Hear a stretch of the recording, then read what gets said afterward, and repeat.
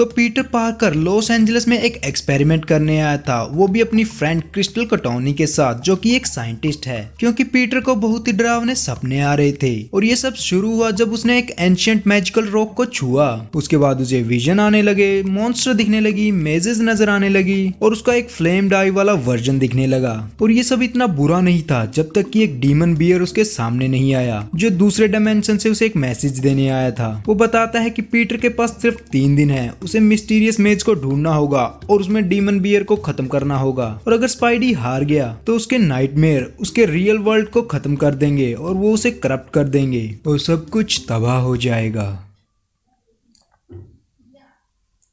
तो deadly neighbourhood Spiderman के 3rd episode में आप सभी का स्वागत है। स्टार्टिंग में हम देखते हैं कि पिछले एपिसोड में पीटर की चेस्ट पर जो निशान बना हुआ था, हम उसे देख सकते हैं और पीटर की आवाज को सुन सकते हैं कि मैं इन निशानों को पहचान सकता हूँ। ये सिंबल्स ये हमारी कॉफी में बने हुए थे जब हम रेस्टोरेंट में उसे स्टीयर कर रहे थे और मैं कंफ्यूज हूँ कि इन सब का क्या मतलब है। लेकिन एक बात क्लियर है, वो डीमन बियर ही इन सब के पीछे है। लेकिन क्या ये सपने एक कहानी है या कोई एक डरावना सपना जो कि रियलिटी को करप्ट कर रहे हैं। फिर हम पीटर को देखते हैं, वो शीशे में खुद को देख रहा है। उसकी चेस्ट पर वो अजीब सा रॉक का और स्पाइडी का निशान छपा हुआ है और तभी शीशे में उसे वो क्रोमैन दिखता है जो कि उसके पीछे खड़ा था। पीटर कहता है तुम फिर से, और वो क्रो कहता है कि आओ मेरे साथ चलो। जिस पर पीटर कहता है और क्या हो अगर मैं नहीं आऊं। तब पीटर की चेस्ट पर बना निशान उस मिरर में देखता है और उसे दूसरी डायमेंशन में ले जाता है। और पीटर कहता है लगता है कि मेरे पास कोई दूसरा रास्ता नहीं है। जिस पर वो क्रो कहता है अगर तुम मेज को ढूंढना चाहते हो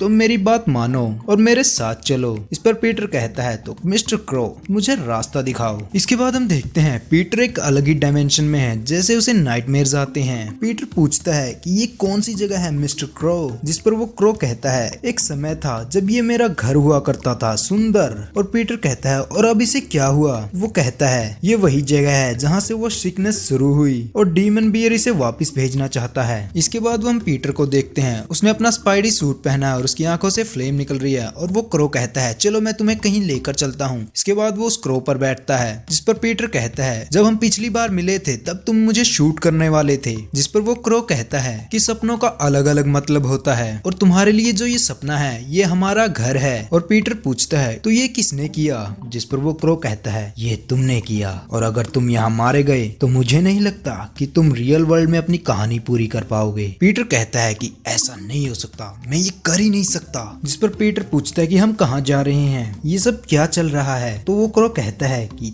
अभी हमारे पास समय नहीं है ये सब समझाने का और तुम्हें मेज के सेंटर को ढूंढना होगा। पीटर कहता है तो चलो मुझे दिखाओ मिस्टर क्रो और मैं तुम पर भरोसा कर रहा हूँ तो मुझे सही जगह लेकर जाना। और तभी वहाँ पर वो डीमन बियर आ जाता है। पीटर कहता है मुझे नहीं लगता है कि हम सही रास्ते पर जा रहे हैं, वो आ रहा है। वो क्रो कहता है कि हम बस पहुंच ही गए। और तभी पीटर और वो क्रो उस बड़े डीमन बियर के मुंह के अंदर चले जाते हैं और पीटर को अचानक से अजीब से पैटर्न नजर आते हैं। जिस पर क्रो कहता है कि तुम्हारा जवाब इन पैटर्न्स में छिपा हुआ है, स्टार्स को पहचानो और मेज के सेंटर तक पहुंचो। और तभी पीटर रियलिटी में शिफ्ट हो जाता है और वो कहता है मैं फिर से अपने बाथरूम में आ गया और पता नहीं क्रिस्टल की लिपस्टिक मेरे पास कैसे पहुंची और मैंने उससे अजीब सा पैटर्न ड्रॉ कर दिया है। लेकिन मैं समझ नहीं पा रहा हूँ कि आखिर ये सब क्या है। ये किसी तरह का सर्किट ग्रिड लग रहा है। तभी दरवाजे पर कोई नॉक करता है और वो क्रिस्टल थी। वो पूछती है कि पीटर क्या तुम उनमें से हो जो बाथरूम में बुक लेकर जाते हो, तुम ठीक तो हो ना पीटर। तभी पीटर कहता है कि मैं क्रिस्टल को इस निशान के बारे में नहीं बता सकता, मुझे बाहर निकलना होगा। इसके बाद वो कपड़े पहनता है और वो क्रिस्टल से बात कर रहा था और तभी वो बाथरूम में वापस जाता है और वो कहता है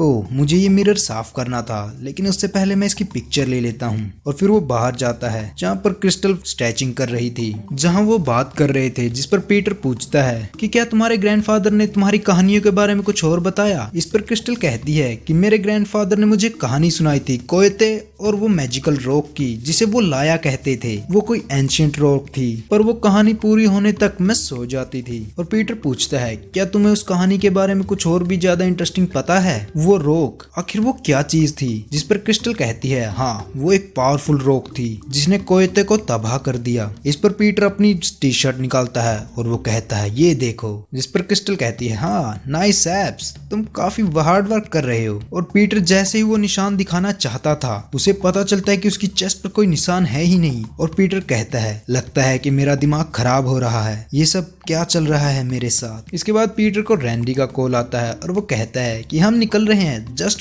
15 मिनट में। जिस पर क्रिस्टल कहती है क्या हम बाहर घूमने जा रहे हैं, काफी कमाल होगा। देन हम देखते हैं कि पीटर और क्रिस्टल गार्डन में खेल रहे हैं और तभी पीटर उसकी तरफ एक डिस्क थ्रो करता है और वो दूर जाकर गिरती है। जैसे ही क्रिस्टल उसे उठाने की कोशिश करती है उसे एक क्रो दिखता है और अचानक ही उसके माउथ से और बहुत सारे क्रोज निकल कर आते हैं। पीटर ये देखकर हैरान था और वो कहता है कि क्या तुम ये देख सकती हो। जिस पर क्रिस्टल कहती है लगता है कि हमें एक साथ हेल्यूसिनेशन हो रहा है। तभी हम देखते हैं रैंडी और जेनिस वहाँ पर गाड़ी लेकर आ गए हैं। देन वो रैंडी और जेनिस के साथ वहाँ से निकल जाते हैं। देन पीटर को कुछ महसूस होने लगता है। वो कह रहा है कि भले ही मुझे और क्रिस्टल को ये सब दिख रहा है लेकिन अभी कुछ आ रहा है, बहुत ही बड़ा तूफान हमारा पीछा कर रहा है और मैं इसे महसूस कर सकता हूँ। और पीटर अपनी कॉस्ट्यूम पहनता है जहाँ हम देख सकते हैं कि उसकी चेस्ट पर स्पाइडर की जगह उस रॉक वाला निशान छपा हुआ है। और देखते ही वहाँ एक तूफान आता है और पीटर और उसकी गाड़ी दोनों हवा में झूलने लगते हैं। जिस पर पीटर कहता है कि मुझे नहीं लगता कि अगर ये एसयूवी इस मॉन्स्टर ने तबाह करी तो हमें इसके लिए इंश्योरेंस मिलेगा। और तभी वहाँ पर बहुत सारे क्रोज आने लगते हैं एकदम तूफान के जैसे। और पीटर कहता है तो चलो पता लगाते हैं ये क्रोज क्या कर रहे हैं, क्या ये हमारे दोस्त हैं या फिर हमारे दुश्मन। पता लगाने का एक ही रास्ता। और पीटर खुद को उनके हवाले कर देता है। और फिर हम देखते हैं का साइज बहुत ही बड़ा हो गया है, उसकी आंखों से और भी ज्यादा फ्लेम निकल रही है, उसकी चेस्ट पर वो रॉक का निशान छपा हुआ है और वो पूरी तरह से बदल गया है डेडली नेबरहुड स्पाइडरमैन में। और यहीं पर हमारा चैप्टर 3 खत्म हो जाता है। तो डेडली नेबरहुड के नेक्स्ट एपिसोड को देखने के लिए वीडियो को लाइक करें, चैनल को सब्सक्राइब करें। हम मिलते हैं नेक्स्ट एपिसोड में, तब तक के लिए बाय बाय।